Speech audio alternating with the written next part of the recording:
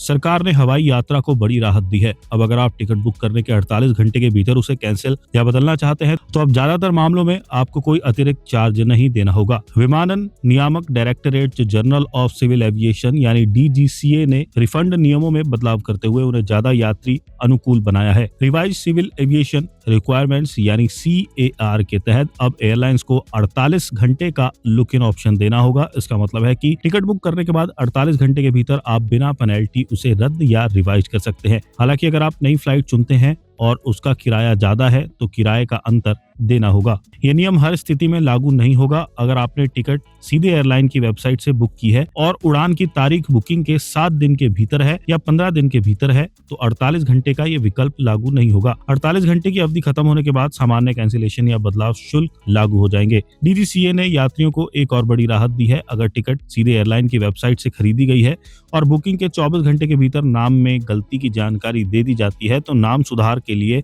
Airline कोई अतिरिक्त charge नहीं ले सकती। नियामक ने साफ किया कि अगर टिकट ट्रैवल एजेंट या ऑनलाइन पोर्टल के जरिए बुक की गई है तब भी रिफंड की जिम्मेदारी एयरलाइन की ही होगी। एजेंट एयरलाइन के प्रतिनिधि माने जाते हैं, इसलिए रिफंड प्रोसेस एयरलाइन को ही करना होगा।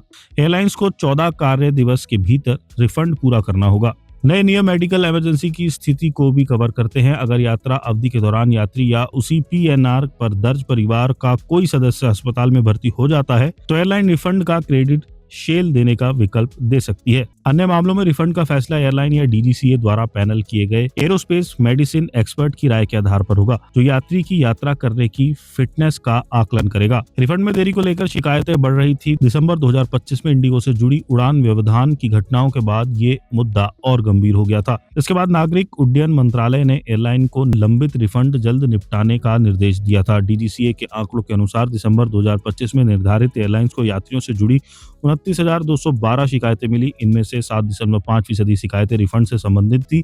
उसी महीने घरेलू एयरलाइन ने 1.43 करोड़ से ज्यादा यात्रियों को यात्रा कराई। पूरे 2025 में भारतीय एयरलाइंस ने 16.69 करोड़ से अधिक यात्रियों को ढोया। यह आंकड़ा बताता है कि भारत का एविएशन सेक्टर तेजी से बढ़ रहा है और इतने बड़े पैमाने पर संचालन के बीच यात्री हितों की सुरक्षा और भी अहम हो जाती है।